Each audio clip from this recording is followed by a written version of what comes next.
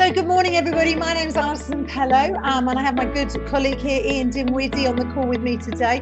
We're going to be talking about dads and the impact of dads in the workplace and thinking about that as a part of the central ways that we can help with equality. So we've got different people on the call today from HR, community, and lots of different places. It'd be great if you put onto the chat, what your job is, what your specialist interest is, why you're on the call. Fantastic. We've got some returners coming back. Ian's going to pop up the slides and present, but we'll mix between having the slides up and having discussion. We love to discuss things. It's been fantastic. The participation we've had in all of our events so far. So so today we will be asking for a testimonial at the end, if you wouldn't mind giving us that. How are you getting on, Ian? Are you ready to share? I'm all good. Yeah, you ready? Yeah, do you want to pop the slide up? And then we can get going. So we got My Supporting New Dads is the Route to Gender Equality. Ian and I have come to know each other through another lady called lovely Frances Cushway, and she focuses on the ladies' part. Next slide. So we'll be looking for your feedback. We'll be sending you a copy of the slides and a feedback link. Next slide. So we'll be doing that tomorrow. That will come back to you. We'd love your feedback. And actually, as a result of the feedback and the ongoing success, no, that's right, you can keep going. As a result, we've actually got now a VIP members club that we're going to be doing. So our next event on this normal route is going to be building resilience in challenging times. That's next week. But we are looking members. It's a VIP invitation only club for senior HR learning and development people. So if you think you fit into that bracket, please do message me or pop it on the chat. You could pop it privately if you want on the chat, or email me afterwards. We're looking for members for that. But back over to Ian now, who's going to tell us about this. Oh, look at that, so cutchy, so cute. All right, over to Ian. It's not me. That's definitely not me. I've never looked that good looking, I don't think, even when I was a baby. Okay, so what we're doing today, so session time is about 45 minutes. So please do use the chat function to ask questions, share your observations, anything like that, and we'll pick them up as we go along. Alison will keep an eye on the chat function, and we'll maybe bring together some questions at the end if we haven't had a chance. If there's something that's obvious, and obviously, it might be useful to talk about it as we're going along. As Alison said, we're recording, so you'll have all pressed the button saying that is great, and you're all up for that. But as I say, mute yourself during the call. I've taken my cat away. I've actually muted my cat by locking him in the kitchen downstairs. So it's always a top tip. I've learned the hard way about that particular part of it. Okay, so as Alison said, my name's Ian Dinwiddie, and this slide is a little bit about me. Top left-hand corner, we've got me, day one of fatherhood. That is Freya, who was born in January 2010, and at the time I was a management consultant, and I've been working away from home most of the 7 years. I did that as a full-time employee, and then I went to 4 days a week after Freya was born, which was interesting, and at the time probably still is to a certain degree quite unusual for men to do. But what was even more unusual is that when Freya was about 6 months old, then I stopped work altogether with no plan to go back. There was no shared parental leave. This predates shared parental leave by about 5 years. So we didn't have that kind of mechanism to tap into. But what was very clear, that with my wife in her law career and my management consultancy career and grandparents who were away from us, there was no particular options for childcare other than one of us would need to change what we were doing. And we were very pragmatic about this. We took the view that my wife's career was better paid ultimately, and possibly would be long term. I would always have to work away from home, and that didn't really work for us. So the decision we came to, actually quite a long time before Freya was born, that I would stop work altogether, and we'd sort of play it by ear from then. So I did 9 months as a full-time stay-at-home dad, which at the time I didn't realize how much that would prepare me for coaching dads now, and for understanding about some of the pressures around identity and purpose that men have, regardless of sort of how they become parents and how long they take off. So I was a stay-at-home dad. I then worked a couple of days a week, freelancing in management consultancy. And then our son was born 3 years later, 3 years almost to the day. They're a day apart. and I did something very, very similar. So I was working essentially a 3-day-a-week pattern. I was doing, at one stage I was doing a Monday, Thursday and a Friday, and making that work. Partly because I knew what I wanted to, what we needed, and what my non-negotiables were to a certain extent. So now I guess, so sort of quite friends, there's someone called John Adams, who Dadblog UK, always recommend John's work. He describes sort of our role as school run dad. We're the ones who do the drop-offs and the pickups, and then we work around that. And so with that in mind, I was looking for something to do on a long-term basis, accepting that management consultancy wouldn't be, you know, wasn't particularly great for a long-term gig. However, my wife was being coached through work, and so she said, you know, it seems like this coaching is very much aligned with the sort of things you like from management consultancy. And so it all went from there, and hence I set up Inspiring Dads. But one of the things that's really important to me was hockey umpiring. I spent 4 years as a National League hockey umpire, and that was a really good balance with part-time work and this sense of being at home with the kids and having something that was my own, which I think is important for everyone. And hopefully this year I'll go back. I've had a 2-year break, and hopefully I should be back at that level. And I can wear a shirt with my name on it, which has its pros and cons, as you might imagine, when people start using your name, when the spectators start talking about you. Okay, so the challenges of fatherhood.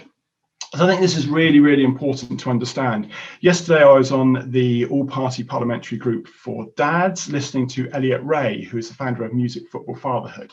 And he was talking about engaging dads. And also, first book recommendation of the day, this is Dad. This is a story, 20 dads talking about ordinary stories, but really, really vulnerable, really insightful into some of the challenges of fatherhood.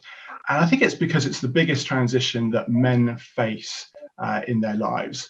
And it doesn't really matter sort of how you become a dad, and we're talking about all dads, single sex dads, heterosexual couples, whatever it is, that transition can be very, very abrupt. In a way that I think it surprises mums, is that dads actually, for most of us, we become a dad when the baby arrives, is born. We don't have this transition, this emotional transition in quite the same way. And that can lead to tensions. It can lead to tensions and this sense of feeling like we're pulled in different directions. So I talk about this, a diamond. I talk about children, I talk about partner, I talk about work, and I talk about yourself. Being pulled in these different directions and trying to be the best for everyone. But it's hard to do. You know, I think only about 68% of men are even. Apologies. Oh. Apologies. Oh yeah. Apologies, that was me. I'm just muting. There is somebody I just need to mute it. I muted the wrong person. Apologies, Ian. That's right. Okay, carry on. And so this and actually, you know, if you're self-employed, you don't get any statutory paternity leave at all, and there's very little for mums as well. So actually a lot of dads don't get any time off at all, and that builds up this sense of anxiety and stress and postnatal depression and a concern about being a rock. I mean, the NCT report that 10% of dads will become depressed during their partner's pregnancy, and while the rate of new dads generally, the rate of depression in new dads is twice the rate of dads generally. And we already know we have a challenge with mental health and leading, you know, in extreme cases into male suicide. So understanding this sense of challenge around well-being and men being worried, and they're worried to a certain extent about how they're going to juggle these different elements, but also they're worried about income, they're worried about progression at work, they're worried about their status as a breadwinner, if they're being seen, and they fear being seen as uncommitted. So there's something, I mean, it's really, really timely today. Yesterday, there was a BBC article, really good BBC article, actually. And I'm sometimes quite skeptical about them because I think they position fatherhood in a relatively negative way, or it's as an afterthought in some of these conversations about parenting and new parents. But they were talking about, the article is called Paternity Leave, the Hidden Barriers Keeping Men at Work.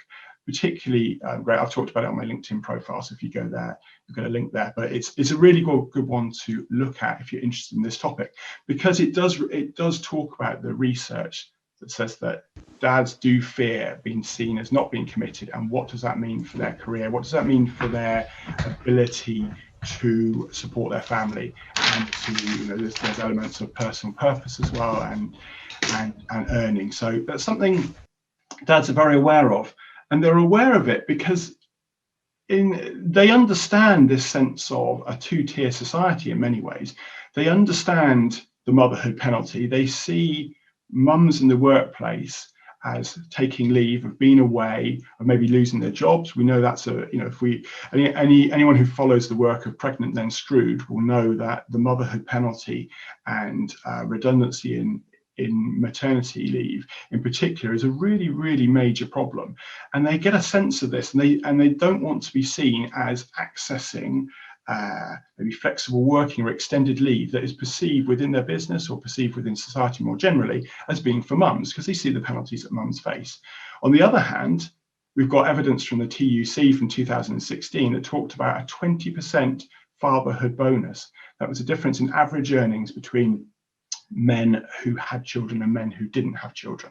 So this creates this challenge, which I think is important to understand the framework of what dads think about leave and fatherhood and where those pressures are and how they might manifest themselves in stress, anxiety, and mental health challenges. Can I just picking up on that while you go to your next slide. So are you therefore saying, just to make sure I heard that correct, women have the potentially fall pregnant, lose their jobs, men have children, their salary increases? Was that your summary there? Yeah, that's what the evidence seems to suggest. Right. It also suggests that when dads as a group, there's evidence from Sweden that when dads as a group and all dads take extended leave and they all take it, all of their incomes go up. But what happens when one dad takes leave and the rest don't, then that dad, the average seems to suggest that dad loses out.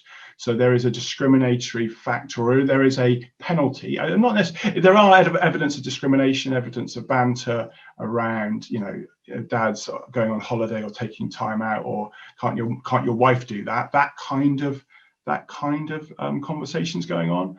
But there's also a sense that dads can earn more if they are seen as if they are fathers. That's what the TUC's evidence seems to suggest. Thank you. Sorry. Oh, where's my screen not advancing? Oh, there we go. Okay, so what do dads want? I think it's quite important to understand is actually there's pressures there, but survey after survey suggests that dads don't want to be fully committed. They want to be fully committed at work, but actually they want to have it all. They want to have what mums have struggled with for a generation or so, is they want to be a great dad without sacrificing a great career. So GQ magazine a couple of years ago, they had their 30-year State of Man survey, and the number one part of modern masculinity that came out in the survey was being a present father. And dads talk about great work-life balance opportunities. Working dads, when they launched, did a big survey around this. Working families have done the same sort of thing. Dads talk about this all the time. They want to take leave to support and bond. And there's a great place that people can go and have a little look at this, which again, I found out yesterday when I was on the all-party group yesterday, listening in on that conversation. There's some work by Mark Williams, who's a mental health campaigner via Future Men. It's called Fathers Reaching Out, Why Dads Matter. And he talks a lot about the research that says that this is what dads want. They want to take time to support their partner. They're worried. Ultimately, new dads are worried about their partners. And that pressure point is regardless of how they become dads, whether it's adoption or through birth. And also, this is quite striking, is when I talk to men and we talk about role modeling, and what comes up consistently is this sense of the father they don't remember growing up. And it's not that, and it's of my generation, maybe a little bit younger. So we're talking about, we're talking about people born in the, I don't know what we are, millennials. Am I a millennial? I can't remember. No, I'm not. I think I'm an X. I can't remember. Anyway, dads talk about the fact that they don't necessarily remember their fathers growing up. They not that they were bad dads, but they just weren't present. And they reference that as something they don't want to happen with their own relationship with their children. And so actually COVID, for all its challenges, and perhaps it'll be one of the few times I do talk about COVID, is that it has changed the attitude of dads towards what's possible and what's possible and how to be connected with their kids. Again, there was a really good piece in The Guardian this time in February, and it was called "I Had No Idea About the Hidden Labour. Has the Pandemic Changed Fatherhood Forever?" Lots of stories of dads talking about how they had understood in a much greater detail the benefits of being there, both for their partners and for their kids, and how it had changed attitudes. And hopefully, as we move through this year and into next year, as we start to see a sort of a more holistic view of how work and family life can be blended, because that's what dads want. They wanted it pre-pandemic, and they certainly seem to want it afterwards. There's a great piece, Fatherhood Institute did something called Lockdown Fathers, which I'll talk a little bit about before. Thanks, Ian. Would you mind just stop screen sharing, and then we'll just have, have a little bit of a little discussion, really, and see. It's interesting from your perspective what you say, but I'd be interested to see what the group. I see. I've just looked. Hello, Joanna, who works in a very similar space as the girl space, if I'm allowed to say that. I've just noticed, and I think a lot of what Ian was saying there, I kind of take a little bit, Ian, with a pinch of salt, and I wonder whether men are feeling all like that, or it's their women, their wives, partners who are saying, "Hey, come on, I'm going to go back to work, or I'm doing this," and I'm wondering. You intimated there that it's all the men wanting to feel like that, but I'm wondering if there's a lot of external pressure. I wonder anyone, if you want to unmute yourself, if you wanted to join the debate and see what anyone on the call thinks. I'll say, I just think it's really fascinating what you've been saying, because I absolutely get all of those points. I feel that all of those things, like, postnatal depression, wanting to go back to a job, to really have a good career, to have everything, is sort of amplified for women, because it's so much harder. And really fascinating about the bonus that men can get. And also COVID as well. Yes, it's been really positive. I've seen it myself for, dads to be a little bit more involved. My husband was in London, but he did mean that he's seen his youngest more than he would have done with any of the others. But again, the impact for women, where they've had to go to hospital appointments on their own, go through pregnancy, really feeling quite lonely, and face the prospect of only having an hour with their partner after they've given birth in the hospital. All of those things, just incredible in terms of the impact it has on people.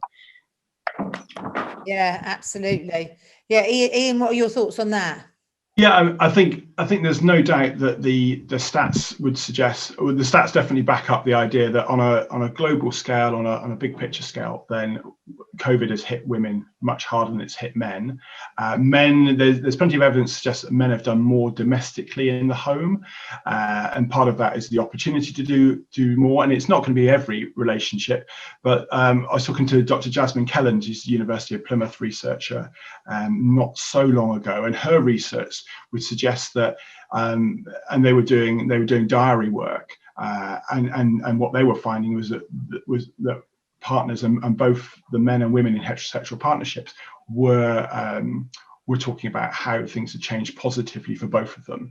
So I think there's the stats suggest men have done more, women have done a lot more, and there are knock-on implications within certainly maternity and pregnancy. I know that from my own experience. My brother had his fourth child in June in the middle of lockdown. Wow. Although he was quite experienced, it still happened. Yeah. Thanks. Can I ask? Yeah, go for it, Sian. This is my sort of, I'm afraid I sort of go back to this like a bit of a broken record, but I do find that there's rather a lot of emphasis on people who are in management jobs or jobs that you can do from home, and the vast majority of people can't. And that's my background, working in retail hospitality, so low paid industries where the option of working from home just isn't there. So I just wondered whether your thoughts on how this is relevant to people in those sort of jobs, which is the majority of jobs where you actually have to be physically somewhere, whether that's as a mother or a father, how that affects fathers' roles. I think it's the big challenge, and I'm not. I guess the how you solve that problem for different people will be different depending on their circumstances. I think understanding the cultural challenges that dads face that they may not talk about, starts to open our eyes to actually it is a real problem for men, and men do feel this even if they don't necessarily express it, and we can use that as a we can use that as a framework to maybe start to have better conversations about how to design. We ultimately talk about human-sized jobs in many ways.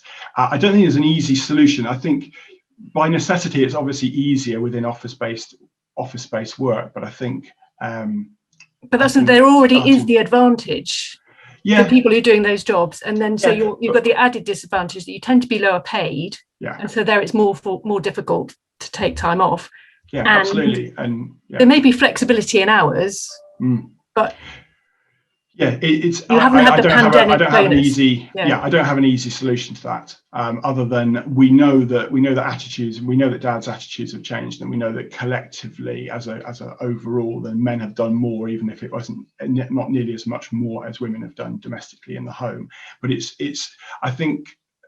I think it's one of those sort of catch-22s, is that I'd rather not be talking about actually the answer to equality more generally is actually for dads to do things differently, and dads are the key to equality. But I think sometimes you can only go so far if we focus on maternity and that side of things. And your point about people who can't take time off or can't flex their hours. I mean, I think it's we had on our podcast recently Olga Fitzroy, who is on the Lockdown Dads podcast, and she's the person who set up the parental pay equality campaign, and she was talking about the fact that men don't have any access to shared parental leave or even any statutory pay if they are a dad who is not employed, if they're freelancing or that sort of thing. So I think there are major challenges, but hopefully this presentation will draw the line, indicate how actually if you can support new dads, actually we can get other benefits, and it's not just about dads themselves.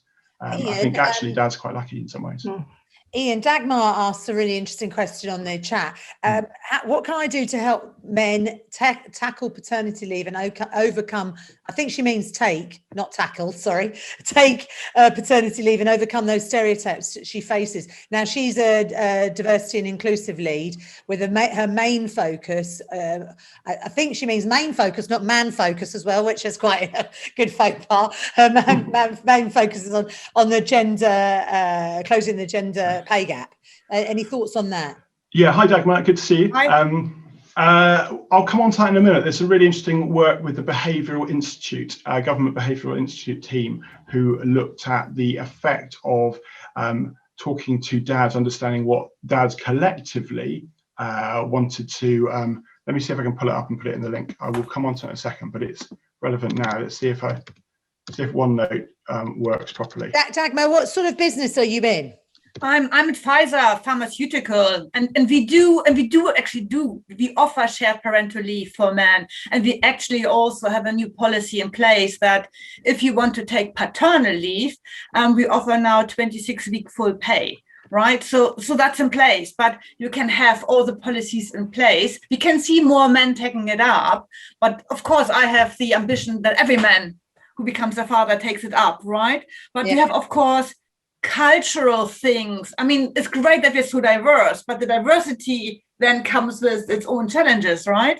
But you can bring a horse to the water, but you can't make it drink, because I think men still suffer a lot from all these stereotypes coming at them, So the more modern fathers, the more young generations, they want this. The older ones still struggle, but if you have an old man, you know what I mean, as a manager, he might harm your career. That might be a fear of some.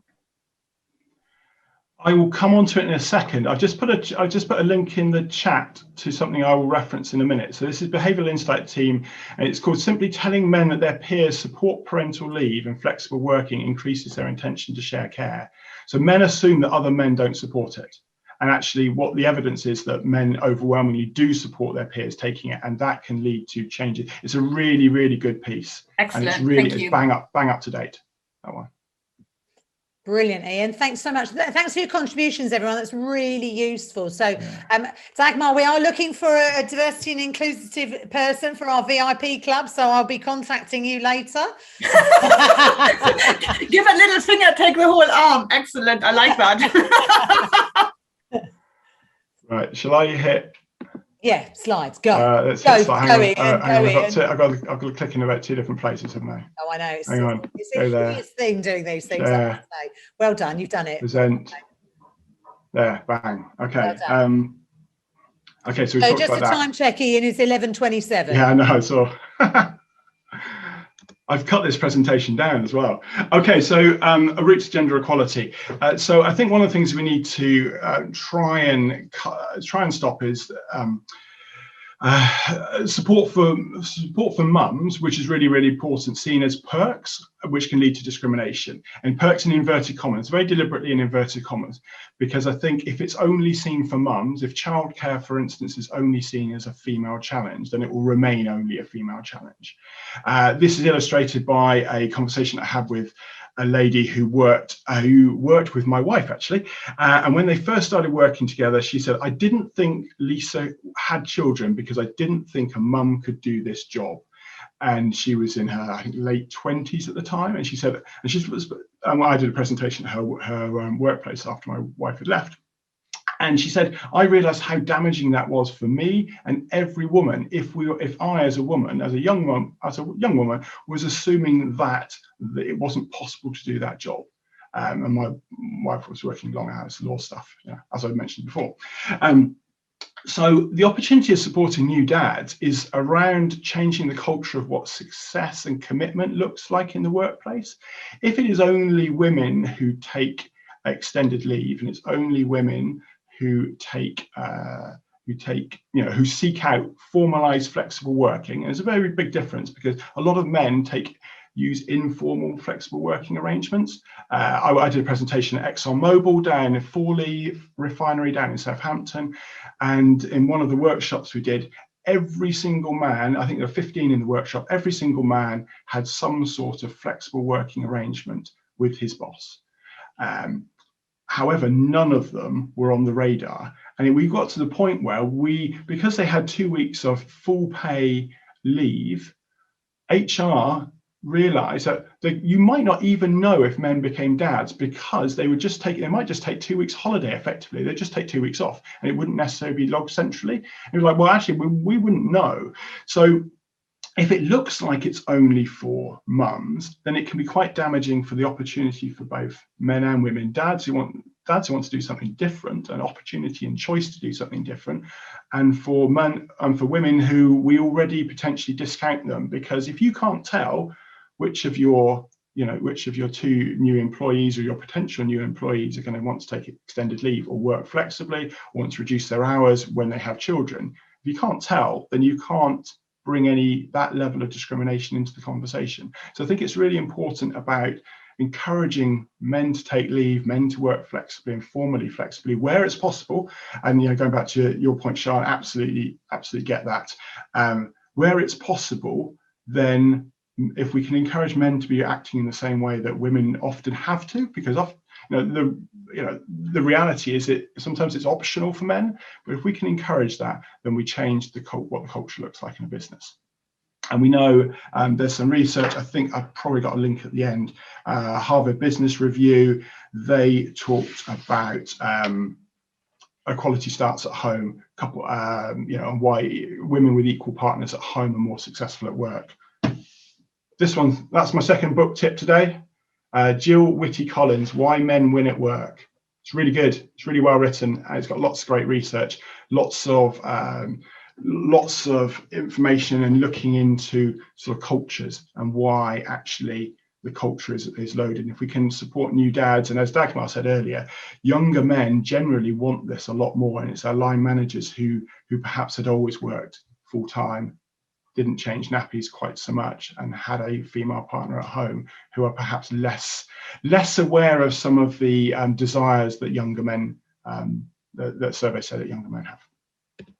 Okay, conscious of time. So So reached the second bit of this, extended parental leave. It equalises childcare between parents. I think if men and women share leave in the early days, and it builds a different culture in the home in terms of who does what and why. And so men, and we do know that men do want to do this.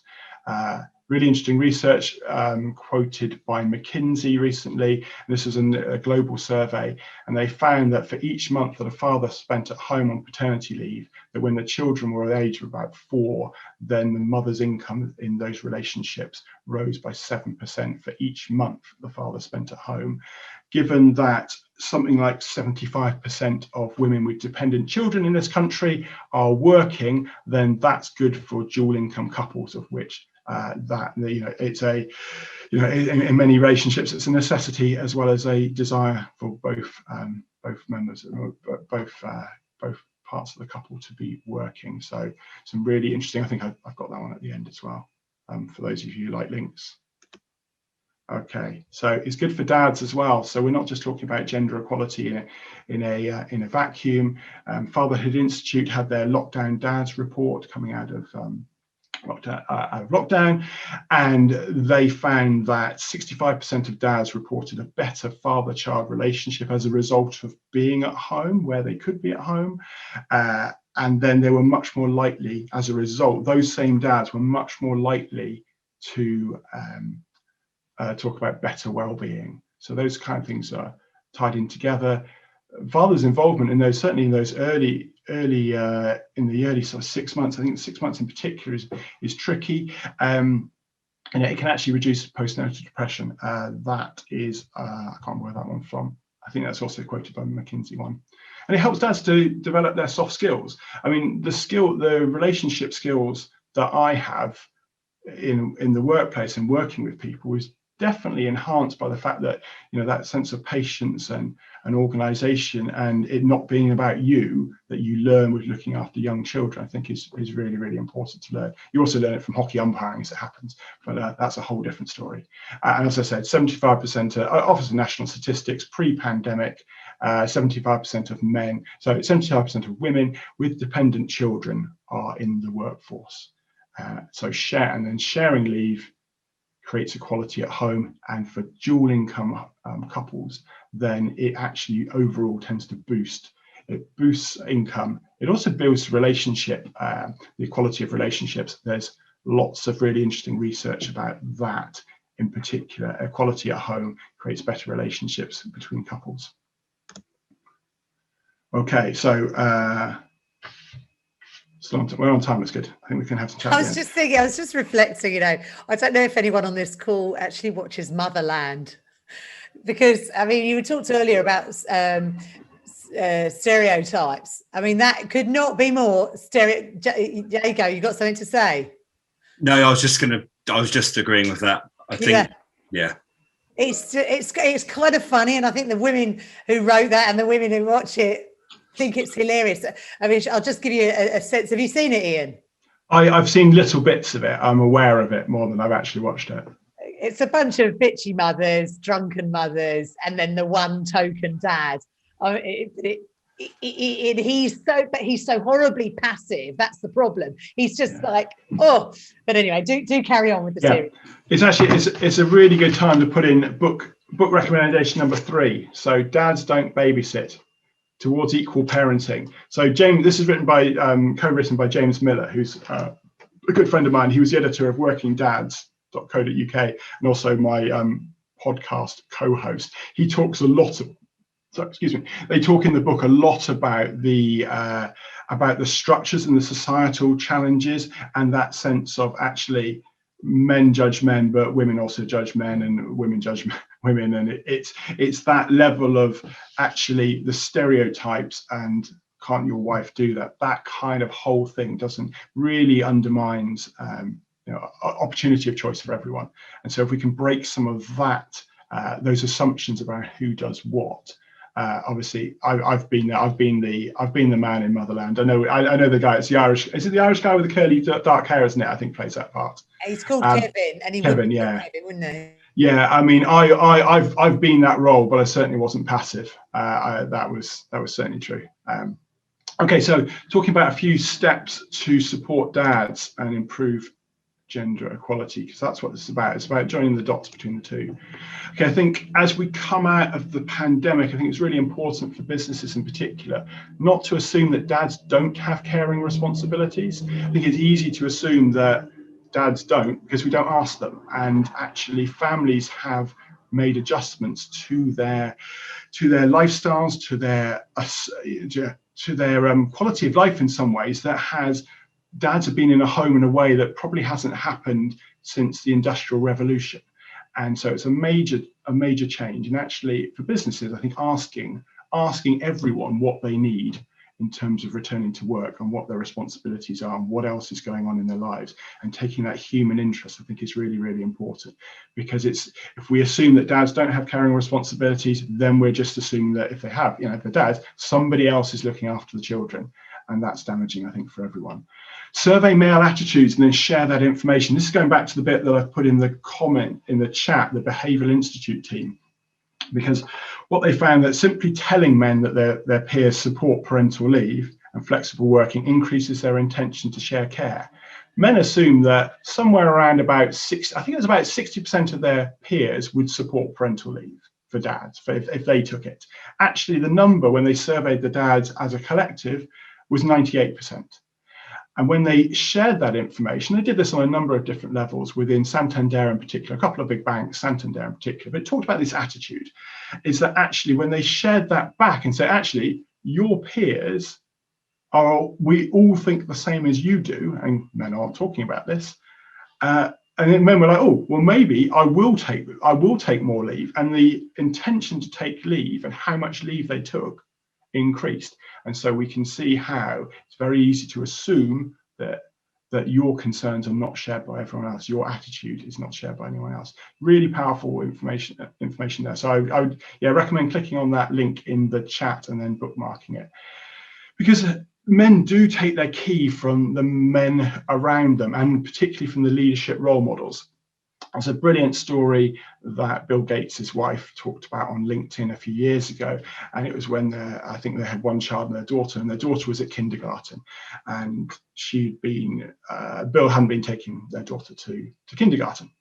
Microsoft was in a different direction. He said, well, why don't I do this? Why don't I take her to take her to nursery? And she said, are you sure it's in the wrong direction? No, it'd be great, because I'll get a bit of time together and we can chat in the car and that sort of thing. So he was driving from home to nursery, then back to Microsoft. And she didn't think a lot about this until lots of dads started turning up at nursery. And she asked some of the mums, well, how come there's so many dads here? And said, we told our husbands that Bill Gates was taking his daughter to school, and so they could too. Boom. Male leadership role model. Men really, really pay attention to what it takes to get ahead in work, and they look up. And in businesses that are dominated by men take their cues from what and how the male leadership act within that business. Social proof, exactly. And it's call it the Bill Gates effect here. Advertising jobs as flexible. This is really, really important as a route to gender equality. Men tend not to want to ask for flexibility because it is associated with mums, and they understand that motherhood penalty. However, Zurich did and Government Behavioural Insights team again. I think maybe they're not the government's insight team. They may have been spun off. Anyway, Behavioural Insights team did research pre-pandemic. They released the report in February 2020, and they spent a year with Zurich changing how they advertise jobs. The information in the story tend to be positioned as women and flexible working, but in there they found that men were equally as likely to apply for these jobs as they were for anything else, saying that the suggestion was that flexible working, even pre-pandemic, was equally as important to men when it was on offer and when it was an opportunity, rather than feeling like they had to ask. That sense of optionality had been broken, and they didn't have to opt in to flexible working. It was just there on the table. Therefore, they were equally as likely to apply. I think enhancing financial support to enable dads to take leave is really important. When you can have gender neutral policies on parental leave, then it's great for all dads. particularly, and it's great for parents, and it's great for same-sex relationships as well, because we don't need to be talking about adoption leave, we don't need to be talking about primary parents or secondary parents, anything like that, about birth mothers, non-birth mothers. We can just treat parents as parents, and then we can break some of these assumptions that come with it's expensive, but it will break assumptions that come with gender and what we assume that people will want to do within the workplace. And then ultimately, I think it's supporting new dads, coaching, mentoring. Obviously, that's my thing for those of you who know me, but I think creating a framework where dads can be supported through this really important transition, and to understand what they want and how to structure their lives, or what can they ask for, what are the opportunities out there, and what do they really want inside. It's very easy to be caught up in that group think, as that Behavioural Institute Insights team piece would show from Santander, is that men assume that other men don't feel like that. Get them together, support each other, and to make that a framework, because actually men, we tend to do silos. We tend not to talk about dad stuff if we're not in a dad environment, I think. So we've got 2 minutes left, Ian. It'll be nice Something to like have a chit chat at the end. Yeah, I'm good. I'm good for time. If we're good for time. Okay, so flexible working, talked about how really important it is. So just to sort of sum up, I think there's 3 elements of this. It's becoming a new dad is a really challenging transition, but I do think that it's an opportunity for redefining gender roles at home and at work, and that opens up bigger and broader conversation, and it increases opportunities and choice, and it increases for both men and women, and ultimately it's good for diversity more generally, because we can't just pigeonhole, we can't just see men with children are actually running the show, and actually they're not connected to their kids at all. It opens up those conversations, and it opens up opportunity and choice, and that is enough from me. Fantastic. Oh my goodness, that's been so good. And we've just got, there's some useful links. That's fantastic. So we'll pop out the book list, the reading list. If you wouldn't mind stop sharing, or just click any questions. We're going. Stop sharing. Okay. Yeah, stop sharing. Thank you. So we'll pop out those books we send an email out tomorrow, which will give you a link to all the materials that we've done. Ian's done a fantastic top 10 reasons. What's your top 10 reasons, Ian? Should have it here. Top 10 reasons why supporting new dads really matters. Yeah, absolutely. So it's got some of these links in there as well. Yeah, fantastic. So you'll get that, and then the slides, the recording, and we'll give you that little book list. So any questions, please do pop them on the chat. Thanks so much. Somebody's put it on here about carers' responsibilities. Yes, absolutely. We're looking at lots of different sessions. So if you think there's a session that would be a good idea for us to run, or you'd like to run it with me, we would love that. And then Dagmar says flexible working is really useful at Pfizer. And I mean, if Pfizer can do it, then you'd think that anyone can do it. Although saying that, I do think it is more challenging for smaller organisations to do. Dagmar, thank you. That was brilliant so much. We love your comments. So it would be lovely if anyone wouldn't mind staying behind and just stay on the line and just tell us what you liked about it. We just do a quick testimonial. You don't have to be Susan Sarandon or anyone amazing, Tom Cruise, but just anyone that would be happy to give us a quick little voice box, as it were. Anyone, just put your little hand up so I know. Oh, thanks, Sophie. I really appreciate that. Hang on a minute. We're just going to do a techie stuff. So let's get rid of Ian. In the nicest possible way. So yeah, in the nice. And you're not on mute, are you? I shall mute myself. Sophie. So if you just unmute yourself, brilliant. Can you hear me? I can hear you. Just tell us what you liked about the session. This was a really useful session from the perspective of somebody who is looking at it from a female perspective to now looking at it also from a non-female or from a dad's perspective. So I got some really great insights into new dads. Also, my husband is nearly 60. Our children are much older. So again, to be taken back and see what's changed has been really, really helpful. So a fantastic session and great to interact with everybody. So thank you very much for all the information, all the links. Oh, amazing. Thanks so much, Sophie. Anyone else? Jago, Dagmar, either of you happy to do it? Oh, well done, Dagmar. Okay, let's do that. So off you go. Like Sophie, I really liked that Ian has given us the male perspective, which is super interesting because everybody talks about maternity leave and all the mum stuff, but never about the dad stuff. And I think if you really want to have proper equality, we need to look at both sides. Also, for me, it has a lot to do with inclusivity. And what I liked particular is that Ian gave us the business case, the why, then what you have to do, and most importantly, what no one ever does is how. And that's what I like very much. Fantastic. Well, you're some good ideas now. Hey, well, we'll hopefully you can do a case study and there you go. I can. Unmute yourself, Ian. I'm used to being muted. I'm not used to being muted. Dagmar, you were asking about the first book recommendation. It was Dad by Elliot Ray, Music, Football, Fatherhood. Yeah, I mean, and just having, if you're in an organisation like that, having a reading list, it's just a completely different perspective to offer everybody. So yeah, fantastic. Anyone else that would be comfortable to give us a little testimonial? Jago? Hi.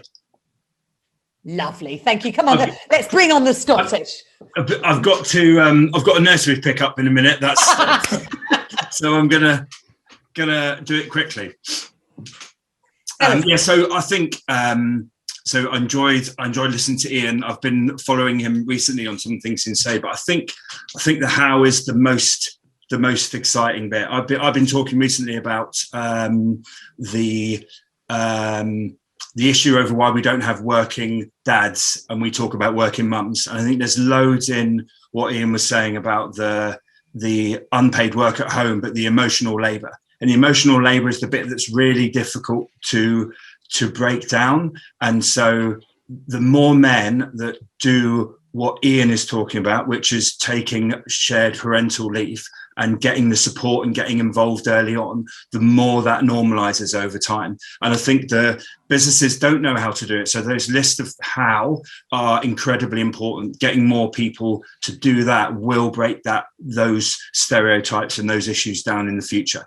That's fantastic. Thank you so much. Really, really appreciate that. So all that remains is just to say thank you. Thank you to everybody for coming today. We really appreciate it. If you think you'd like to join there's no cost to joining our VIP club. It's just very relaxed, just a bit of networking with senior HR and learning and development people, probably online, LinkedIn group, and I'm hoping maybe a little bit of wine tasting in November. That's my aspiration. So, but Ian, the other thing we were also talking about is maybe doing a LinkedIn Live, weren't we? Just to really scare ourselves.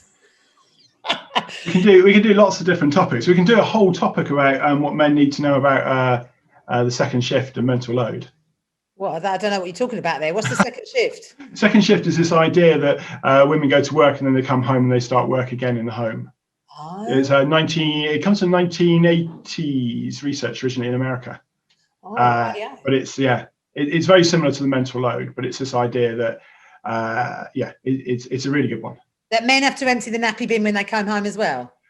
Yes, and they also need to think about it. They also need to understand. It's what Jago was talking about in terms of the mental load, the organizational load, and actually, there's a great cartoon about this idea of the project manager, women being the project manager for their husbands. Yeah, fantastic. And men just doing what they're told, and that's not helpful for anyone.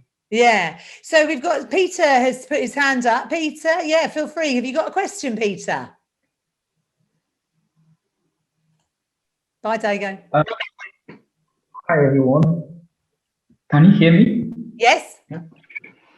Okay, all right. Yeah, I just want to confirm many of the things I said. Like when we had our baby, I went on paternity leave, and it was quite a very great relief for my family, to save my wife from a lot of pressure. But something I want us to look at is the father figure. The father figure, you talked about people growing up without knowing how they are. With the absence of their father, not knowing what a father's life looked like. So I just wanted to say that you could do a lot. Maybe we need to do a focus on the father figure in the lives of fathers. That would help a lot in in reducing some abnormalities and assumptions on how a father should grow up in a home.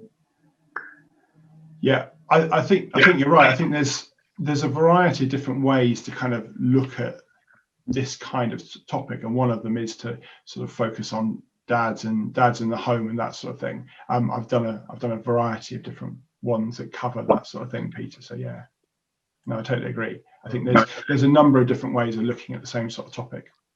Thank you. Thanks, Peter. All right. Well, I think that draws it to an end. Thanks so much for your interactivity, everybody. Dagmar, it's been lovely to see you. And Daniel Santos, you keep coming to my events, but not putting your camera on. I will one day see you, I do hope. Fiona Morrison, thanks for waiting around to the end. But listen, everyone, Ian specifically, well done. We did it. Thank you so much.